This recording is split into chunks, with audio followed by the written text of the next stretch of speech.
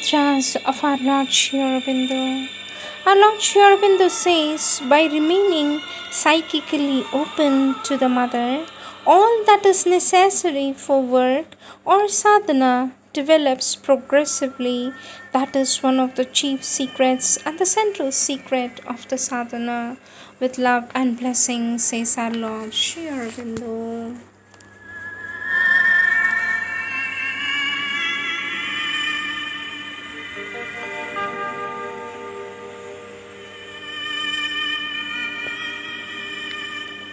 Words of our Divine Mother. Topic: Oh, why be restless? Our Divine Mother says, Oh, why be restless and want for oneself things should turn out in one way and not another?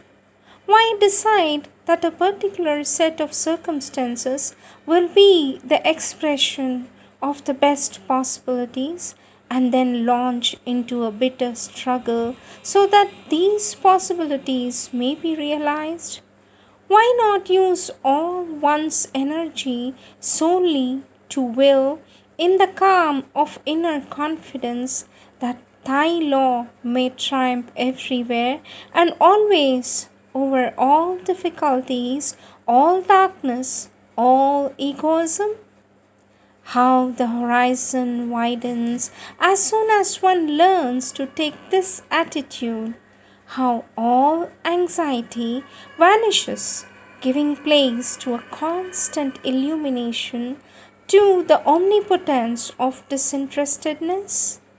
To will what thou willest, O Lord, is to live constantly in communion with Thee, to be delivered from all contingencies, to escape all narrowness, to fill one's lungs with pure and wholesome air, to get rid of all useless weariness, be relieved of all cumbrous loads, so as to run briskly towards the only goal worth attaining, the triumph of Thy divine law, says our Divine Mother, from Collective Works, Volume 1st Edition, Volume 1, page 105.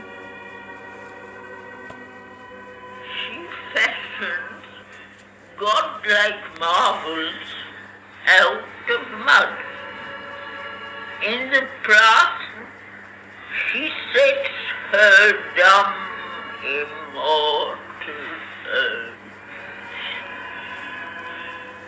Helps the life tissue to think, the closed sense to feel, flashes through the frail nervous, poignant messages in a heart of flesh miraculously loves.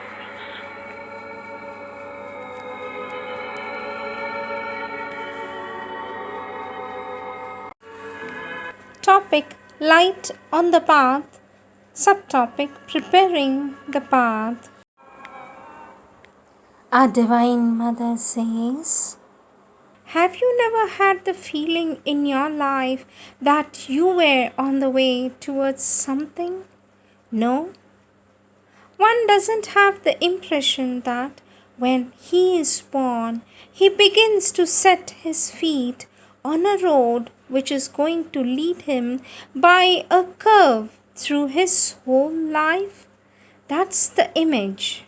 So, if you take the path which must lead you to a spiritual realization, well, it means that all your actions are deliberately going to be directed to this goal. And so, Lord Sri Aurobindo says that there is a bit of the way which is under the control of reason, and that reason, if you follow it, helps you to go forward here without making mistakes too often.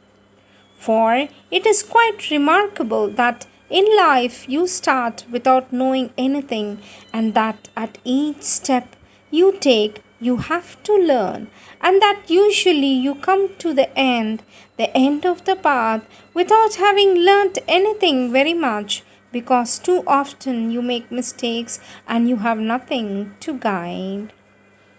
Ordinary people enter life without even knowing what is to live, and at each step they have to learn how to live. And before knowing what they want to realize, they must at least know how to walk. As we teach a tiny little child how to walk in life, one has also to learn how to live. Which people know how to live? And it is through experience, through mistakes, through all kinds of misfortunes and troubles of every sort, that gradually one begins to be what is called reasonable. That is, when one has made a mistake a certain number of times and has had troublesome consequences from this mistake, one learns not to make it again. But there is a moment when the brain is developed enough and you can use the reason. Well, reason can help you to reduce the number of these mistakes, to teach you to walk the path without stumbling too often. Only detect her veiled confessions and keep him close to her breast, in her world cloak, lest from her arms he turns to his formless peace. Is her heart's business in her clinging care.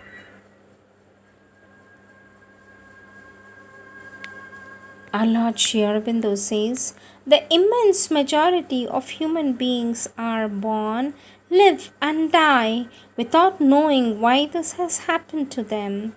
They take it. It is like that. They are born, they live, they have what they call their joys and their sorrows, and they come to the end and go away. They came in, went out without learning anything. This indeed is the immense majority. There is among them a small number of people called the elite, who try to know what has happened to them, why they are upon earth, and why all that happens to them happens. Then, among these, there are some who use their reason and find a way of walking properly on the path much faster than the others. These are reasonable beings. Now there is a big handful of people who are born with the feeling there is something else to find in life. That there is something else to find in life, a higher purpose to life, that there is an aim, and they strive to find it. So, for these, the path goes beyond reason to regions which they have to explore either with or without help, as chance takes them, and they must then discover the higher worlds. But there are not many of this kind. I do not know how many of these there are now in the world, but I have the impression that they could still be counted. So, for these, it depends on when they begin. Now, there are beings, I think, who are born and whose rational period of life may begin very early when they are young, very young, and it may last for a very short time. And then they are almost immediately ready to set out on a new and unexplored path towards the higher realities. But in order to set out on these paths without fear and without any danger, one must have organized his being with the help of reason around the highest center he consciously possesses, and organized it in such a way that it is inwardly in his control, and he has not to say at every moment, I have done this. I don't know why. That happened to me. I don't know why. And always it is, I don't know, I don't know, I don't know. And As long as it is like that, the path is somewhat dangerous. Only when one does what he wants, knows what he wants, does what he wants, and is able to direct himself with certitude without being tossed out by the hazards of life, then one can go forward on the supramental paths fearlessly, unhesitatingly, and with the least danger. But one need not be very old for this to happen. One can begin very young. Even a child of 5 can already make use of reasons to control himself. I know it. There is enough mental organization in the being in these two little tots who look so spontaneous and irresponsible. There is enough cerebral organization for them to organize themselves, their life, their nature, their moments, actions, thoughts with reason.